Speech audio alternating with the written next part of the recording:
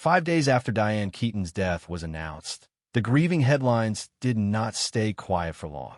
According to reporting, Keaton died on October 11th, 2025, at the age of 79, and her family later confirmed the cause of death as pneumonia. She was survived by her two adopted children, Dexter and Duke, who have been widely described as the primary family members closest to her private life. And almost immediately, the online story machine latched onto a new hook: a massive fortune, a rushed visit to lawyers, and relatives who allegedly began asking questions about inheritance. The YouTube transcript frames this as the beginning of a battle over an estate reportedly valued in the tens of millions and often speculated to be around $100 million. The key point, however, is that while Keaton's death and the stated cause are confirmed by mainstream outlets, the more sensational claims about motives, manipulation, or criminal intent remain unproven and should be treated as speculation unless supported by official findings. Still, even without turning suspicion into certainty, the situation is inherently tense. When a celebrity dies, grief becomes public property. The public wants an ending that feels proportionate to the myth. Pneumonia, as a cause of death, feels too ordinary for a legend, even though it could be severe and deadly in older adults. That gap between ordinary medical reality and extraordinary public expectation is where rumors breed.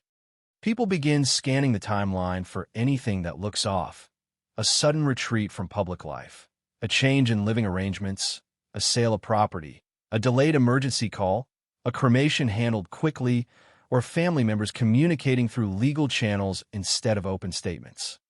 The internet does not interpret those facts with patience. It interprets them with narrative hunger. What makes the Diane Keaton story particularly combustible is the structure of her private world. She never built her public identity around a traditional marriage. She built it around independence, craft, and a fiercely protected home life.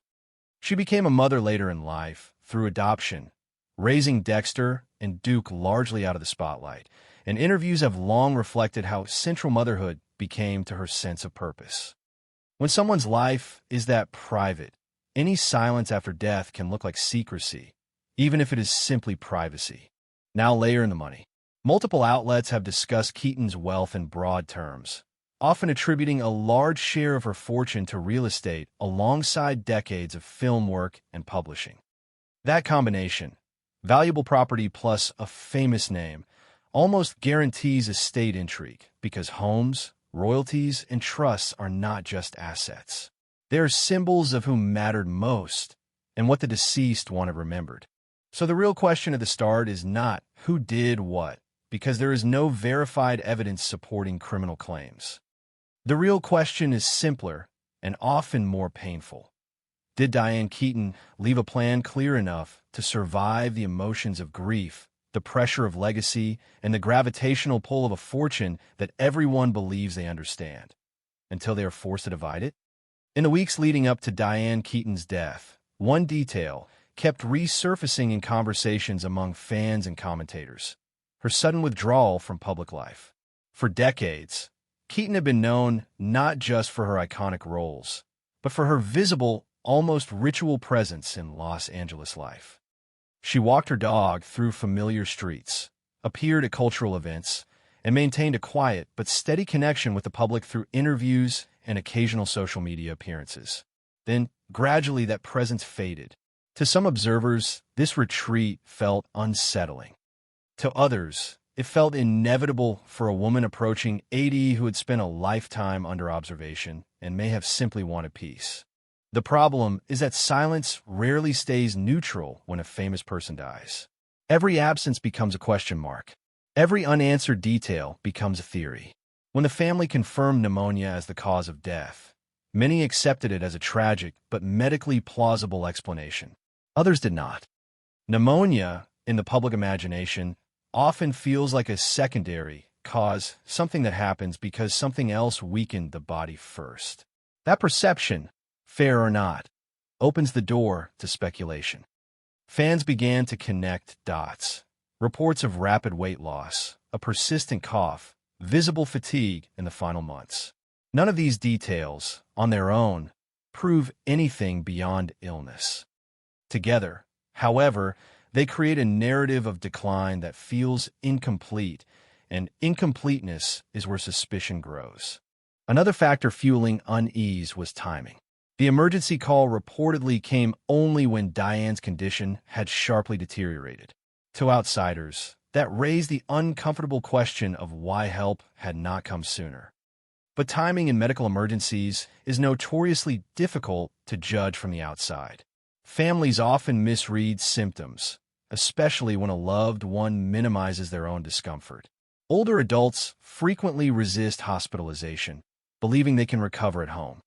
What looks like negligence after the fact can be hesitation, denial, or simple human error in the moment. Still, once a large estate enters the picture, hesitation itself becomes suspect in the court of public opinion. Then there was the move away from her long-time Beverly Hills environment. Reports suggested that Diane relocated to a quieter setting after a period of environmental disruption and personal stress. To some, this seemed practical. To others, it felt like isolation. Isolation is a powerful word. It implies control, dependency, and vulnerability. Yet isolation can also be a form of self-preservation. For someone who had lived most of her adult life with cameras never far away, stepping back may have been an act of autonomy rather than submission. The difficulty is that autonomy and vulnerability can look identical from the outside. As these questions circulated, attention slowly shifted away from Diane herself and toward the people closest to her. Dexter and Duke, her adopted children, had largely stayed out of the spotlight while she was alive. After her death, that privacy worked against them. The less the public knew about their daily lives, the easier it became to project motives onto them. When reports emerged that they had consulted lawyers soon after her passing, many interpreted it as cold or calculating. In reality, legal steps after a death are often unavoidable, especially when property, trusts, and ongoing financial obligations are involved. But grief has a visual script, and legal preparation is not part of it. Anything that does not look like mourning is judged harshly. The media environment amplified this judgment. Online platforms thrive on escalation. A quiet explanation does not travel as far as a charged question. Why so fast sounds more compelling than estate administration requires prompt action. Over time, the narrative subtly shifted. It was no longer just about whether Diane's illness was sudden or severe. It became about whether her final months were truly her own, or whether she was influenced, protected, or controlled by those around her. These are emotionally loaded questions because they touch on one of society's deepest anxieties, the fear of losing agency at the end of life. What makes this phase of the story so dangerous is that it invites moral conclusions without evidence. The line between concern and accusation becomes thin. Sympathy for a beloved actress can morph into suspicion of her family, even when no authority has indicated wrongdoing. The tragedy is that this process often obscures the most human explanation: a woman aging, falling ill, and dying in a way that feels abrupt and unsatisfying to those left behind. As the public continued to debate her final days, the focus inevitably moved forward rather than backward. The past became unknowable, but the future of her legacy did not. The questions shifted from what really happened to what happens next. And that is where the story of grief gave way to the story of inheritance, power, and a family suddenly forced to define Diane Keaton's life, not through her words, but through the distribution of everything she left behind. When the conversation turned from Diane Keaton's final days to what she left behind, the tone of public curiosity shifted almost overnight. Illness invites sympathy. Inheritance invites judgment. The moment numbers began circulating, grief was reframed as strategy, and love was measured against assets. Estimates of Diane Keaton's estate quickly settled around a figure that sounded unreal to most people, often described as close to $100 million. Whether exact or not, the scale alone was enough to transform a private family matter into a public spectacle. Because at that level of wealth, inheritance is never just about money. It becomes a referendum on worth, loyalty, and proximity. For years, Diane had cultivated a life that appeared deliberately uncluttered by traditional structures. She never married. She guarded her personal relationships, and she spoke openly about valuing independence above all else. Motherhood, when it came, did not follow the conventional script either. She chose it on her own terms through adoption later in life. Dexter and Duke were not accidents of circumstance. They were intentional choices. Friends and interviews often reflected how central they were to her sense of purpose. That context matters because it is the emotional foundation on which the estate narrative now rests. If she chose her children so deliberately, many assume she must have chosen her heirs just as clearly. And when clarity is not publicly visible, people assume it is being hidden. The concept of a trust complicates everything. Trusts exist to simplify death, not dramatize it. They are meant to protect privacy, reduce conflict, and ensure assets are handled according to the creator's wishes. Ironically, when the contents of a trust are not immediately transparent to outsiders, they produce the opposite effect.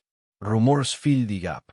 In Diane Keaton's case, the idea that her will or trust had been updated months before her death became a focal point of suspicion. Updates are common, especially as people age, relocate, or reassess priorities. But in the public imagination, timing implies motive. Why then? Why so close to the end? Why the sale of property? Why the silence? Each why stacked on top of the next until the questions felt heavier than the answers. Within that fog, Dexter and Duke were cast into opposing roles. Dexter, older, associated in the narrative with design, restoration, and the physical spaces Diane loved, was framed as the guardian of legacy. Duke, younger, associated with entrepreneurship and liquidity, was framed as the guardian of momentum. These archetypes are familiar because they mirror an old inheritance divide, the keeper versus the builder. One wants to preserve, the other wants to expand. Both believe they are honoring the same person, but they honor different versions of her. Conflict emerges not because one is wrong, but because only one version can dominate the final story. What made the situation more volatile was the question of authority. In any estate, control matters as much as allocation. Who speaks to lawyers? Who signs documents? Who decides which assets are sold, retained, or donated? Even if beneficiaries are equal on paper, the person closest to decision-making power can feel threatening to the other. That dynamic is intensified when siblings already carry unresolved emotional distance. The public narrative suggested that Dexter and Duke were never particularly close, more parallel than bonded, united by their mother, but not by each other. If true, her death removed the one force that kept the structure intact. What remained was not a family, but two individuals interpreting the same childhood in incompatible ways. Then there were the sisters. Their entrance into the story was almost inevitable. When someone dies without a spouse, siblings often feel both forgotten and entitled at the same time. They remember shared childhoods, family sacrifices, private promises that were never written down. In the public telling, Diane's sisters questioned whether they had been considered in her final plans, whether their years of support and connection mattered. From a legal standpoint, siblings typically have no claim if a valid will or trust prioritizes children. From an emotional standpoint, law rarely feels like justice. That gap between legality and feeling is where resentment thrives. And resentment, once voiced, rarely stays polite. The internet seized on the language of blood versus choice. Adopted children are fully children in every legal and moral sense. Yet public discourse still treats adoption as a qualifier when conflict arises. The unspoken question lingered beneath many comments. Would this fight look different if the heirs were biological? That question alone adds a layer of cruelty to the story, because it suggests that love chosen might somehow be weaker than love inherited. Diane Keaton's own words and actions throughout her life contradicted that idea. but death removes the ability to correct misinterpretation. As accusations flew, another theme emerged quietly beneath the noise: fear. Fear of being erased. Fear of being misunderstood. Fear that the final narrative of Diane Keaton's life would not reflect the one she believed she had lived. For Dexter, the fear may have been that her mother's aesthetic and values would be liquidated, reduced to numbers.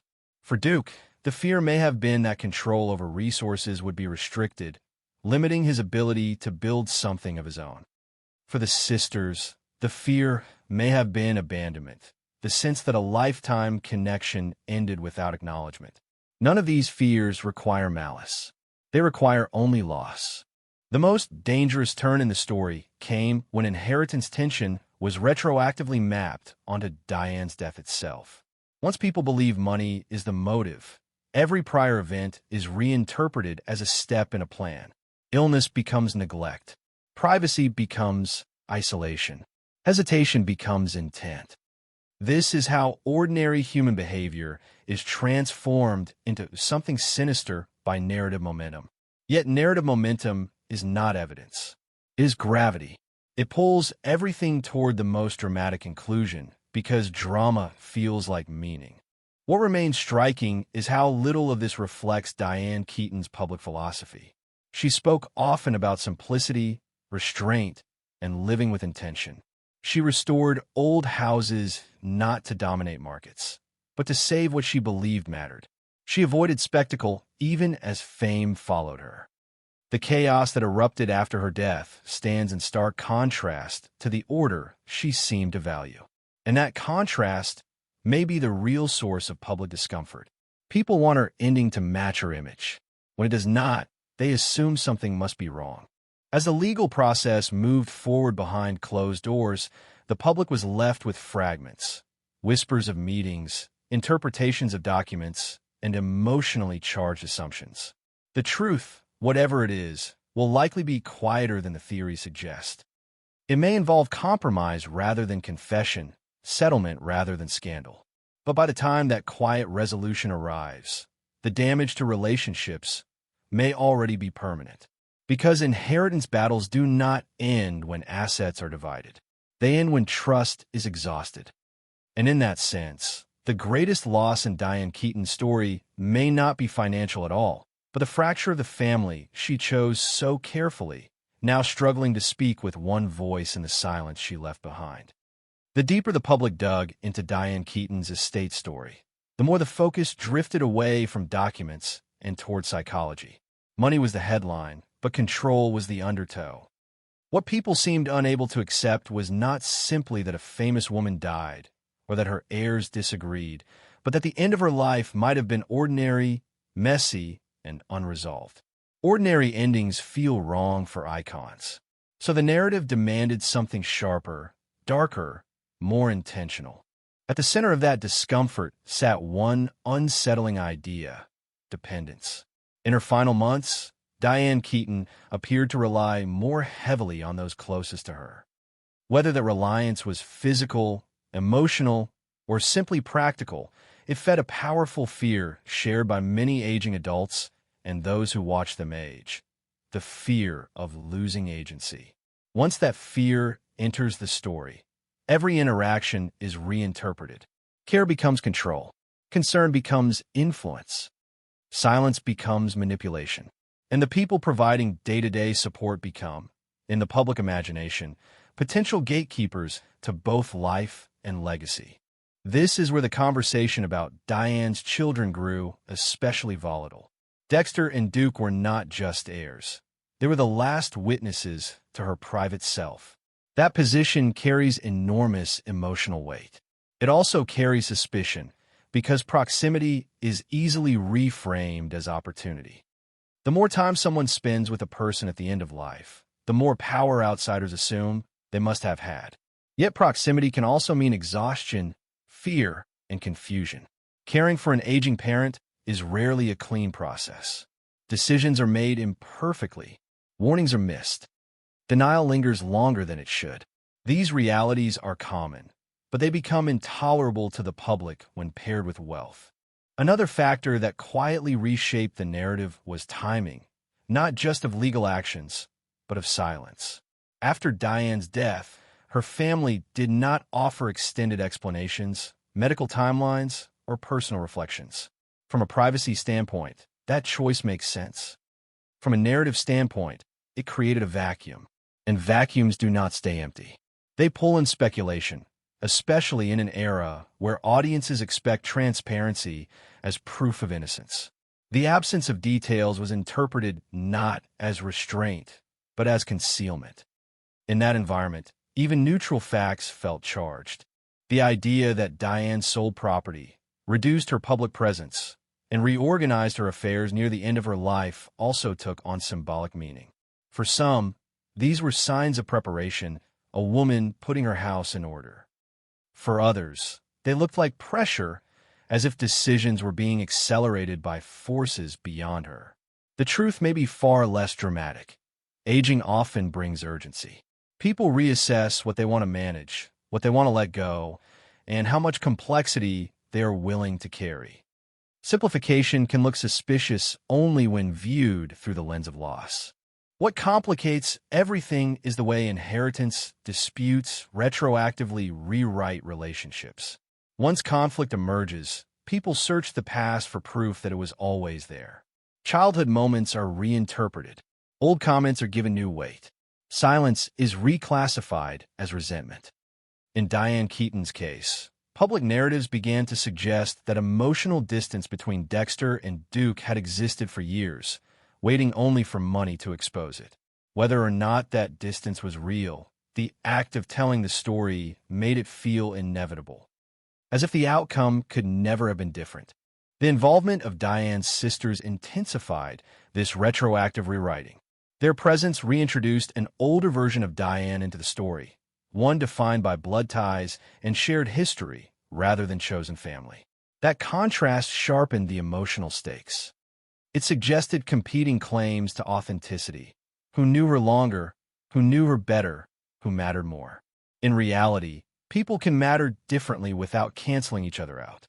But inheritance law does not operate on emotional nuance. It operates on structure. And when structure clashes with feeling tends to spill into the public sphere as accusation. Perhaps the most damaging element of the narrative was the way illness itself became suspect. Pneumonia, a medically plausible cause of death for someone of Diane Keaton's age, was treated as insufficient. It did not satisfy the emotional appetite for meaning. The public wanted a cause that matched the scale of the loss. When they did not get it, they began to imagine a hidden one. This is not unique to Diane's story. It happens whenever a beloved figure dies without drama. The absence of spectacle is perceived as injustice. Yet the danger of that mindset is profound. It risks turning grief into blame and uncertainty into guilt. It places families in an impossible position.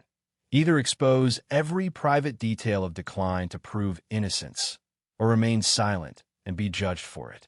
There is no winning move. Silence invites suspicion. Disclosure invites scrutiny. And once suspicion takes hold, even exoneration rarely feels complete. What remains overlooked in all of this is Diane Keaton herself. The woman who spent decades crafting a life defined by restraint, taste, and independence did not live as a puzzle to be solved. She lived as a person who valued control over her environment and privacy over performance. The chaos that followed her death may say less about hidden crimes and more about the discomfort people feel when confronted with an ending that refuses to explain itself. In the end, estate battles do not usually reveal who loved the deceased most. They reveal who is still trying to understand their place without them. They expose unresolved needs, unspoken fears, and competing visions of what the future should look like. Money accelerates these conflicts, but it does not create them from nothing. It simply removes the politeness that once kept them hidden. If there's a tragedy at the heart of Diane Keaton's story beyond her death, it may be this: that the final chapter of a life devoted to intention is now being defined by interpretation, by voices that speak louder than documents, and narratives that travel faster than truth. Whatever the courts eventually decide, whatever distributions are finalized, the public story may never settle. Because the real inheritance left behind is not just property or royalties, but a silence large enough for everyone to fill with their own version of what they believe must have happened when a legend left the room. As the legal machinery surrounding Diane Keaton's estate continued to move forward, another shift occurred, quieter but just as consequential. The story stopped being only about who would receive what, and began to ask something more unsettling. What does legacy actually mean when the person who created it is no longer here to explain it? For years, Diane Keaton had carefully shaped how the world saw her. Not through grand declarations, but through consistency. She chose projects selectively, guarded her private life fiercely, and invested her time and money in things that reflected long-term values rather than short-term spectacle. That sense of deliberateness is precisely why the disorder following her death felt so jarring. Much of the tension centered on the idea that Diane's wealth was not accidental. It was accumulated slowly, through decades of work, reinvention, and especially through real estate decisions that required patience rather than impulse. She was known for buying neglected properties, restoring them with care, and holding them long enough for their value to mature. This approach mirrored her personality. She did not rush, she did not chase trends, and she did not explain herself loudly. The irony is that the same patience she practiced in life now became a source of frustration for those left behind, because patience offers few clear instructions once the architect is gone. In families with significant assets, ambiguity can be more damaging than inequality. People can accept receiving less more easily than they can accept not knowing why.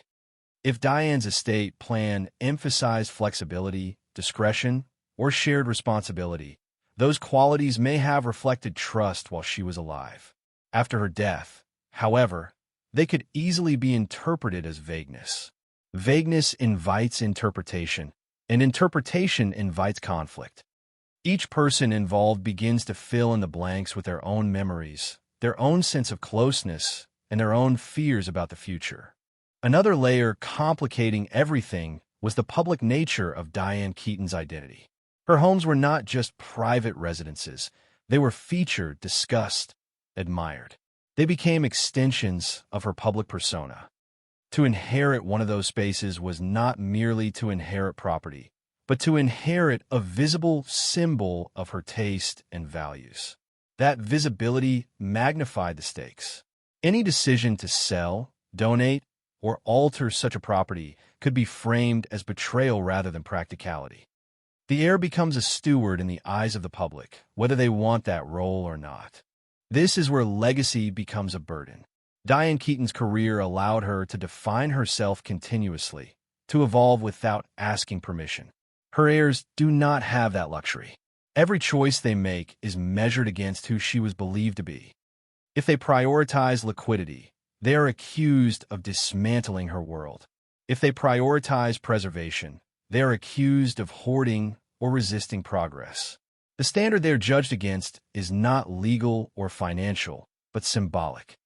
And symbolic standards are impossible to satisfy because they are not written anywhere. As months pass in situations like this, something else often happens. The fight itself becomes the identity of the estate. The narrative shifts from Diane Keaton's life to the Keaton dispute. Media attention no longer asks about her work, her influence, or her philosophy. It asks who is winning, who is losing, and who is to blame. This transformation is subtle but devastating. It reduces a complex human life to a cautionary tale about money. It also traps the family inside a story they cannot easily exit because silence only allows others to speak for them. The public rarely considers the emotional cost of this kind of scrutiny. Grief is already disorienting. Legal conflict adds exhaustion. Public suspicion adds shame. Even if every decision is made lawfully and ethically, the presence of constant judgment can fracture relationships permanently. Words said in meetings, emails written in anger, lawyers hired defensively, all accumulate. Over time, the original purpose of the estate plan, to protect loved ones, can feel inverted. Instead of protection, it becomes a source of harm. What is often forgotten is that Diane Keaton herself lived with contradiction. She was both private and public, traditional and unconventional, disciplined and playful. It is possible that her estate plan reflected that same complexity. People often assume that clarity must look simple, but clarity can also look layered. A plan that trusts heirs to decide may be an expression of confidence, not avoidance. The problem is that trust requires unity to function, and unity is fragile in the aftermath of loss. The most haunting aspect of stories like this is that resolution rarely feels like closure. Eventually, assets are divided, documents are finalized, and legal processes conclude. But emotional narratives do not end when paperwork does. They linger in how family members remember each other, in what they choose to say or not say, and in how they remember the person who is gone. In Diane Keaton's case, the question may never be fully answered, not because something is being hidden, but because legacy is not a fixed object. It is a conversation that changes depending on who is speaking. Perhaps the final irony is this. Diane Keaton spent much of her life restoring old structures, believing that preservation was a form of respect. After her death, those same structures became sites of conflict, forcing her family to confront whether preservation and progress can coexist. There may be no perfect answer. There may only be compromise, imperfect and unsatisfying to everyone involved. In the end, the fortune matters less than the silence that surrounds it. Silence where Diane Keaton's voice once was. Silence that invites interpretation, suspicion, and projection.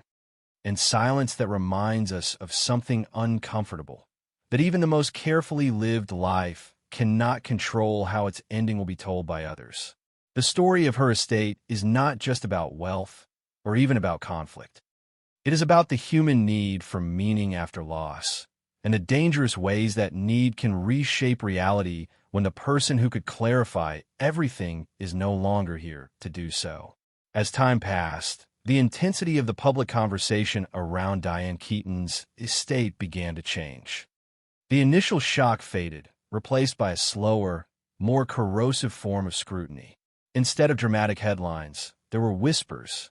Instead of accusations shouted outright, there were questions phrased carefully enough to linger without answers. This phase is often the most damaging, because it reshapes memory rather than reacting to it. Diane Keaton was no longer discussed primarily as an artist or a mother, but as the center of an unresolved puzzle, and puzzles invite endless rearrangement.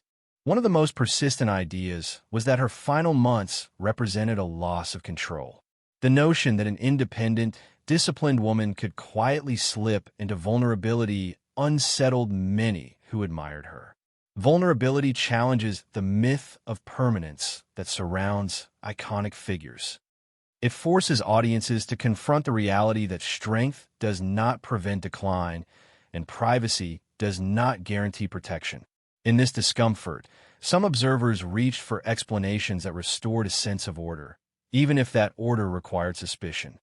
If something went wrong, someone must have caused it. If someone benefited, they must have planned it. These conclusions felt emotionally satisfying, even if they were unsupported. What often goes unacknowledged is how aging itself can alter dynamics without intention or malice. Dependency grows unevenly. Roles shift subtly.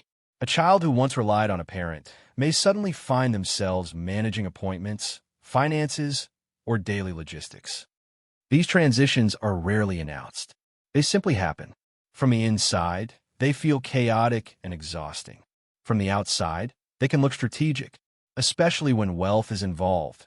Ordinary caregiving choices are recast as maneuvers. Another factor that fueled unease was the absence of a clear public narrative from Diane herself. Throughout her life, she spoke selectively and thoughtfully, but she did not leave behind a manifesto explaining her final wishes in emotional terms. Legal documents exist to handle assets, not feelings. They distribute property, not reassurance. When someone with a strong public voice leaves behind only formal language, people project tone into the silence. They imagine what she must have meant or what she would have wanted, often aligning those imagined intentions with their own values. This is where the public's relationship with celebrities becomes revealing. Fans feel a sense of intimacy built over decades of films, interviews, and cultural presence. When that intimacy is disrupted by a death that feels abrupt or unsatisfying, the audience searches for continuity. They want the story to make sense in the way a film does. But real life does not offer final edits. It offers fragments. Those fragments, when assembled by millions of strangers at once, rarely form a gentle picture. Meanwhile, behind closed doors, estate processes typically become slower and quieter. Lawyers advise caution. Communication narrows. Decisions are delayed to avoid irreversible mistakes. Ironically, this necessary slowness can appear suspicious to those waiting for clarity. Silence becomes interpreted as avoidance. Complexity becomes interpreted as deception. Yet complexity is the default state of any large estate, especially one built over decades with varied assets and emotional attachments.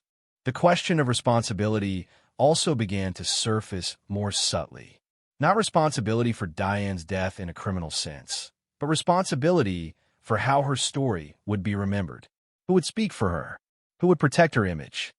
Who would decide which parts of her life were emphasized and which were allowed to fade? These are burdens no legal document can fully assign. They fall unevenly on those closest, whether they want them or not. In many ways, the public reaction said more about collective anxiety than about the Keaton family itself. Modern audiences are deeply uncomfortable with ambiguity, especially around death. We want causes, timelines, villains, and resolutions. When those are not provided, we invent them. The internet accelerates this process, rewarding certainty even when certainty is unfounded. In such an environment, restraint is often mistaken for guilt, and dignity is mistaken for secrecy. What remains most poignant is the contrast between the noise surrounding Diane Keaton's legacy and the quiet way she lived much of her life. She valued solitude, structure, and thoughtfulness. The storm that followed her passing stands in opposition to those values, as if her absence created a vacuum that noise rushed to fill. It is possible that the greatest injustice is not any disputed asset or contested decision, but the way her final chapter has been overshadowed by speculation rather than reflection. In the end, time tends to do what courts and arguments cannot. It dulls urgency. It softens narratives. It allows stories to settle into something less sharp, less accusatory. Whether the public ever learns the precise details of Diane Keaton's estate matters less than whether her life can eventually be remembered without the weight of suspicion attached to it. The truth, whatever its shape, is likely quieter than the theories suggest. And quiet truths, unlike sensational ones, rarely travel fast. As the story surrounding Diane Keaton's death and estate slowly reaches its final stretch, one uncomfortable reality becomes clear. Some questions will never be answered in a way that satisfies everyone. Not because the answers are hidden, but because the questions themselves were shaped by grief, fear, and expectation rather than evidence. Over time, the urgency that once fueled accusations begins to fade, leaving behind something more subdued but more honest. A recognition that loss does not arrive with clean explanations. What remains after the noise is not a verdict, but a tension between myth and humanity. Diane Keaton lived as a symbol of independence, discipline, and personal control. The public wanted her ending to reflect those qualities in a perfectly ordered way. Instead, it arrived like most endings do, uneven, quiet, and emotionally disruptive. That mismatch between expectation and reality is what transformed her passing into a mystery in the public imagination. When reality fails to feel meaningful enough, people add meaning to it themselves. The estate battle, whether intense or restrained behind closed doors, became a mirror for that discomfort. It allowed the public to project its unease onto tangible objects: houses, money, documents, decisions. Those objects became stand-ins for deeper fears about aging, dependence, and the fragility of chosen families. In that sense, the conflict was never only about inheritance. It was about control slipping away, not just from Diane, but from those who admired her and believed her life represented a kind of mastery over chaos. Yet mastery was never the point of her life. What made Diane Keaton resonate was not perfection, but intention. She chose how she worked, how she lived, and how she loved, even when those choices defied convention. It is possible that her final wishes were shaped by the same philosophy: trust rather than instruction, flexibility rather than rigidity. If so, the conflict that followed does not mean she failed to plan. It may mean she planned for people, not outcomes, and people are unpredictable under the weight of grief. As time distances the public from the immediacy of her death, the sharper theories begin to lose their edge. Without new evidence, speculation slowly exhausts itself. What endures instead is the larger question of how we allow public figures to remain human at the end of their lives. Do we accept that even legends can die ordinary deaths? Do we allow families to grieve privately without demanding narratives that satisfy our curiosity?